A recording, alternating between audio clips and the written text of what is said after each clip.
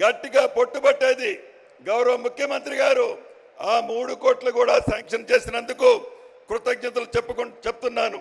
ఇలా అనేక కార్యక్రమాలు వరంగల్ జిల్లాని హైదరాబాద్ తర్వాత అన్ని రంగాలలో తీర్చిదిద్దే విధంగా అద్భుతంగా హైదరాబాద్తో సమానంగా వరంగల్ జిల్లాని నిర్మించాలన్నదే ఈ ప్రభుత్వం యొక్క ఆలోచనని తెలియచేసుకుంటూ ఇంత పెద్ద ఎత్తున నిధులు ఇచ్చినందుకు గౌరవ ముఖ్యమంత్రి గారికి వరంగల్ జిల్లా ప్రజల పక్షాన అభినందనలు కృతజ్ఞతలు తెలుపుతూ సెలవు తీసుకుంటున్నానన్న. Thank you very much. ధన్యవాదాలు సార్. ఈ విజయోత్సవాల్లో గౌరవనీయ మంత్రివర్యులందరి శుభాకాంక్షలు ఉంటాయి. ఆ తర్వాత పెద్ద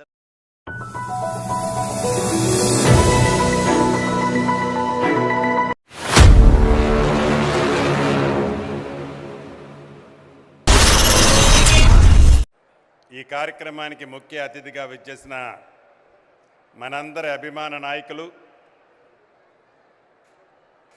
ఎన్నికల ముందు పిసిసి అధ్యక్షులుగా, ఇప్పుడు మన అందరి అభిమానాన్ని పొందిన మన ముఖ్యమంత్రిగా ఇక్కడికి విచ్చేసిన పెద్దలు రేవంత్ రెడ్డి గారికి, ఉప ముఖ్యమంత్రి వర్యులు బట్టి విక్రమార్క గారికి, సహచర మంత్రివర్యులు సీతక్క గారికి, సురేఖ అక్కకు, శ్రీధర్ బాబు అన్నకు, జూపల్లి గారికి, ఇంకా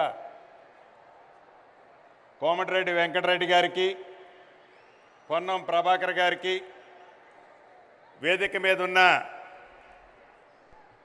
ఎంపీలు, ఎమ్మెల్యేలు, ఎమ్మెల్సీలు, మాజీ ప్రజాప్రతినిధులు చాలామంది ఉన్నారు. హనుమంతరావు గారన్న, ఇంకా మాజీ అధ్యక్షులు ఉన్నారు, కేశవరావు అన్న, సిఎస్ గారు, ఇంకా ముఖ్యమైన అధికారులు ఉన్నారు. అదే రకంగా వేమ నరేందర్ రెడ్డి అన్న, ప్రజాప్రతినిధులతో పాటు చాలామంది కార్పొరేషన్ చైర్మన్లు ఉన్నారు.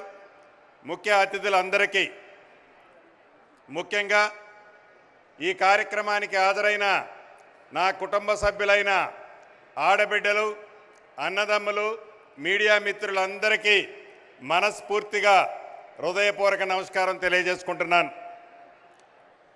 ఇందిరమ్మ రాజ్యం కావాలని, ప్రజాపాలన రావాలని, మార్పు చెందాల్సిన అవసరం ఉందని నమ్మిన మొదటి అడ్డ ఈ వరంగల్ గడ్డ. మన ప్రీతమ నాయకులు రాహుల్ గాంధీ గారు రైతు డిక్లరేషన్ మొట్టమొదటిగా రైతుల కళ్ళలో ఆనందం చూడాలని ఇదే గడ్డ మీద రైతు డిక్లరేషన్ చేసి, రైతు డిక్లరేషన్ చేసిన దాన్ని ఇందిరమ్మ రాజ్యం వచ్చిన తర్వాత గౌరవ ముఖ్యమంత్రి రేవంత్ రెడ్డి గారి నాయకత్వంలోని ఈ ప్రభుత్వం మొట్టమొదటి బడ్జెట్లోనే దేశంలో ఏ రాష్ట్రము పెట్టనంత అత్యధికంగా 72,000 కోట్ల రూపాయలని బడ్జెట్లో పెట్టడమే కాకుండా ఇచ్చిన మాట ప్రకారం రైతన్నలకు ఇచ్చిన ప్రతి అంశాన్ని ఆర్థికంగా రాష్ట్రము ఇబ్బందుల్లో ఉన్నప్పటికీ ఇచ్చిన ప్రతి మాటని చిత్తశుద్ధితో ఈరోజు ఈ రాష్ట్ర ప్రభుత్వం చేపడుతున్నది అనేది ఈ వేదిక ద్వారా మీకు తెలియజేస్తున్నాను. అదే రకంగా మహిళా అభ్యున్నతి మరియు ఊతమిచ్చేలా మహిళా పురోగతి ఈ విజయోత్సవ సభ నిర్వహించాలని చెప్పుకోవటాన్ని నిజంగా రాష్ట్ర మంత్రిగా, ఈ జిల్లా ఇన్ఛార్జి మంత్రిగా మొట్టమొదటిసారిగా ఈ వరంగల్కి అవకాశం ఇచ్చినందుకు వేదిక మీద ఉన్న పెద్దలందరికీ మనస్ఫూర్తిగా కృతజ్ఞతలు తెలియజేస్తున్నాను. ఈరోజు అనేక కార్యక్రమాలతో పాటు 22 జిల్లాలకు సంబంధించిన ఇందిరా మహిళా శక్తి భవనాలని గౌరవ ముఖ్యమంత్రి రేవంత్ రెడ్డి గారి చేతుల మీద ఇంతకుముందే శంకుస్థాపన చేసుకోవడం జరిగింది. దేశ చరిత్రలో మహిళా సంఘాలకి తొలిసారిగా సోలార్ విద్యుత్ ప్లాంట్లు కేటాయిస్తూ ఇందిరమ్మ ప్రభుత్వం, అదే విధంగా మహిళా సంఘాల సభ్యులకి బీమా సౌకర్యం కూడా కల్పిస్తుంది మన ఇందిరమ్మ ప్రభుత్వం. ప్రజాపాలన కార్యక్రమంలో 6 గ్యారంటీల్లో ఎన్నికల ముందు ఏవైతే హామీలు ఇచ్చిందో ఆనాటి పిసిసి అధ్యక్షులు ఈనాటి గౌరవ ముఖ్యమంత్రి గారు ఇచ్చిన మాట ప్రకారం మొట్టమొదటిగా మహిళలకి ఉచిత బస్సు సౌకర్యాన్ని కల్పించడం జరిగింది. ఈ ఉచిత బస్సు సౌకర్యం వల్ల ఉమ్మడి వరంగల్ జిల్లాలలో 8,56,00,000 మంది ఆడబిడ్డలు సుమారు 381 కోట్ల రూపాయలకి ఛార్జీలు ఈ ఉచిత బస్సు వల్ల నా ఆడబిడ్డలకి లబ్ధి జరిగింది అని చెప్పటానికి ఈ ఉమ్మడి వరంగల్ జిల్లా ప్రజల పక్షాన గౌరవ ముఖ్యమంత్రి గారికి కృతజ్ఞతలు తెలియజేస్తున్నాం. అదే రకంగా మహాలక్ష్మి పథకం ద్వారా ప్రతి ఆడబిడ్డకి ఏదైతే ఇందిరమ్మ రాజ్యం వచ్చిన తర్వాత 500 రూపాయలకే గ్యాస్ ముద్దిస్తామని చెప్పాం.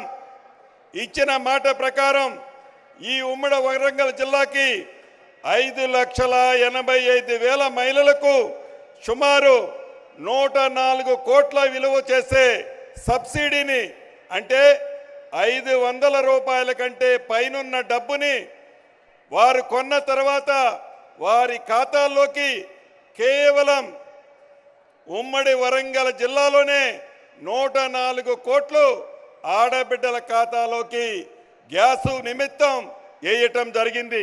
అదే రకంగా గృహజ్యోతి కార్యక్రమం ద్వారా గౌరవ ఉప ముఖ్యమంత్రి బట్టి విక్రమార్క గారు అనేక ప్రాంతాలకు తిరిగి అనేక ప్రజలని వారి దగ్గర నుంచి సేకరించిన వివరాల ప్రకారం అద్భుతంగా ఈ గృహజ్యోతి కార్యక్రమాన్ని చేపట్టడం జరిగింది.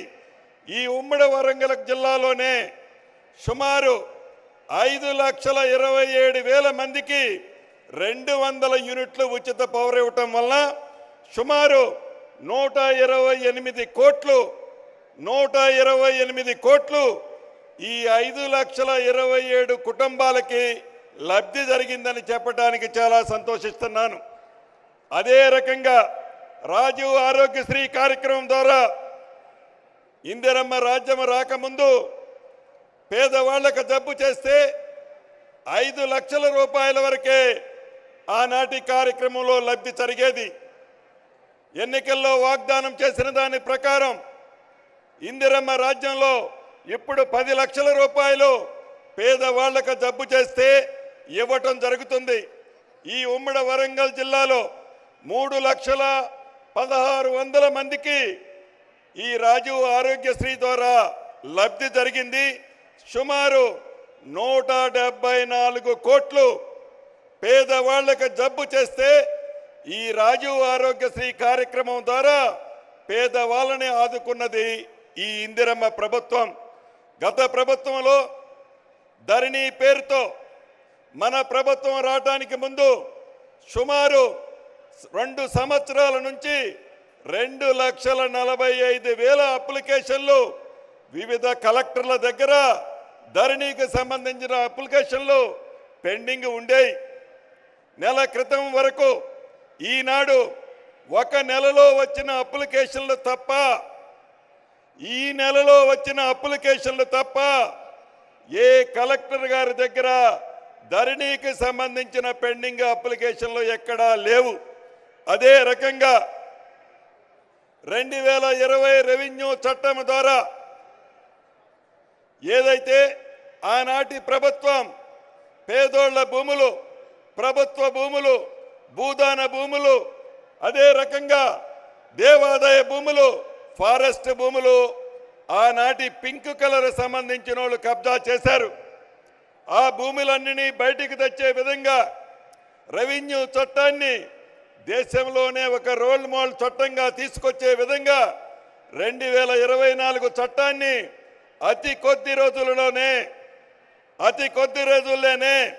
అసెంబ్లీలో పెట్టి తీర్మానం చేసి ఒక రోల్ మోడల్ రెవెన్యూ చట్టాన్ని తీసుకొచ్చి ధరణి ద్వారా తెలంగాణలో ఏదైతే 2,54,00,000 ఎకరాల భూమి ఉందో ఆ భూమిని ఆనాటి పెద్దలు విదేశాల కంపెనీల్లో తాకట్టు పెడితే ఇందిరమ్మ రాజ్యంలో గౌరవ ముఖ్యమంత్రి రేవంత్ రెడ్డి గారి నాయకత్వంలోని ఈ ప్రభుత్వం మన స్వదేశానికి సంబంధించిన కేంద్ర ప్రభుత్వానికి సంబంధించిన సంస్థ అయిన ఎన్ఐసికి అప్పగించాం.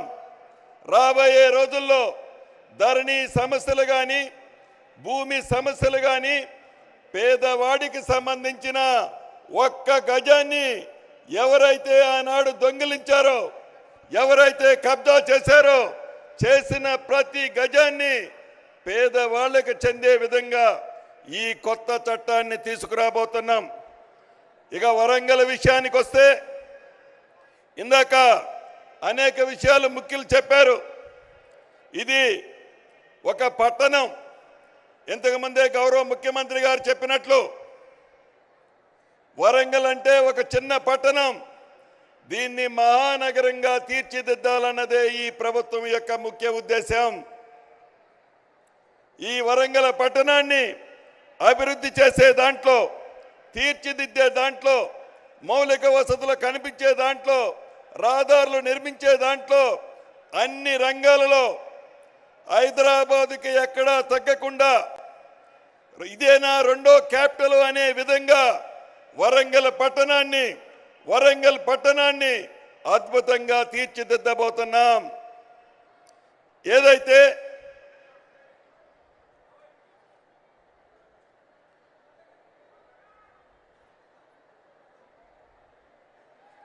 ఆనాటి ప్రభుత్వం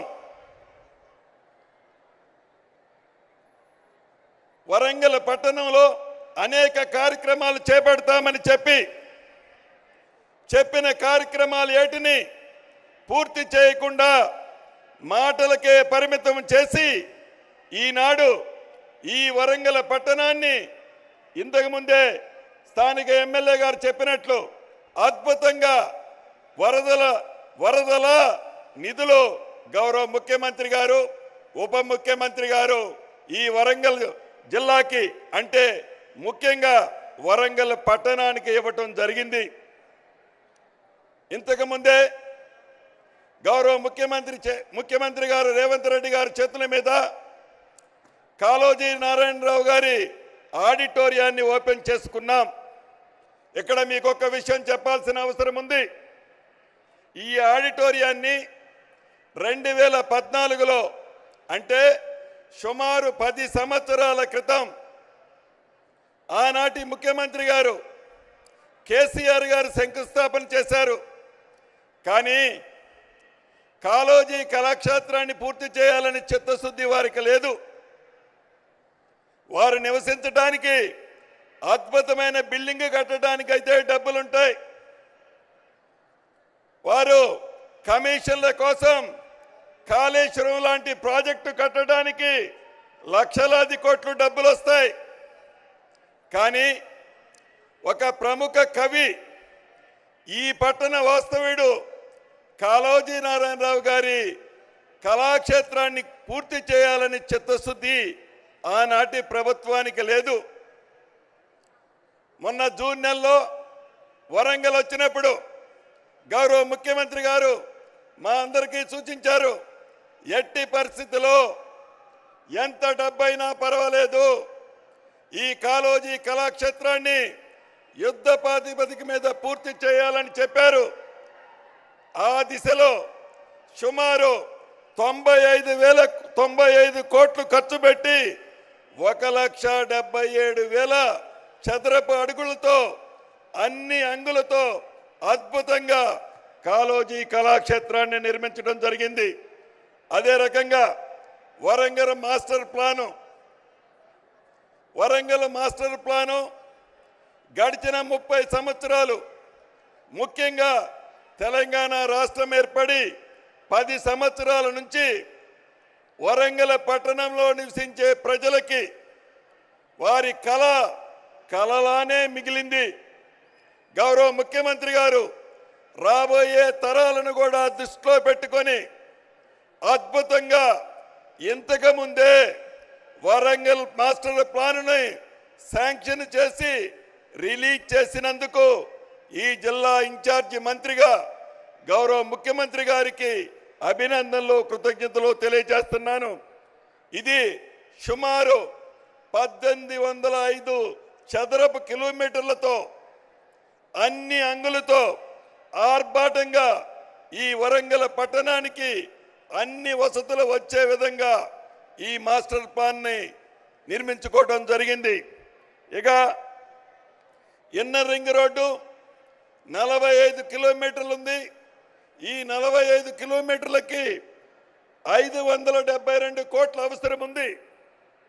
ఈ inner ring road Kakatiya university నుంచి కాజీపేట, తిమ్మాపూర్, ఎన్మాముల, పైడిపల్లి కలుపుతూ నిర్మిస్తారు. ఈ ఇన్నర్ రింగ్ రోడ్డుని 3 విడతల్లో కంప్లీట్ చేయాలన్నది ఈ ప్రభుత్వం యొక్క ఆలోచన. అదే రకంగా భద్రకాళి ఆలయానికి 30 కోట్లు శాంక్షన్ చేసి అద్భుతంగా భద్రకాళి ఆలయ పరిసర ప్రాంతాల్ని ఈ ప్రభుత్వం అద్భుతంగా తీర్చిదిద్దనుంది.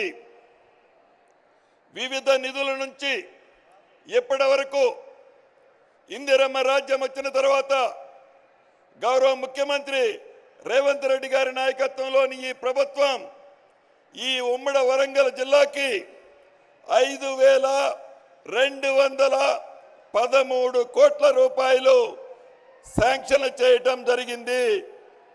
దీంట్లో 4,170 కోట్లు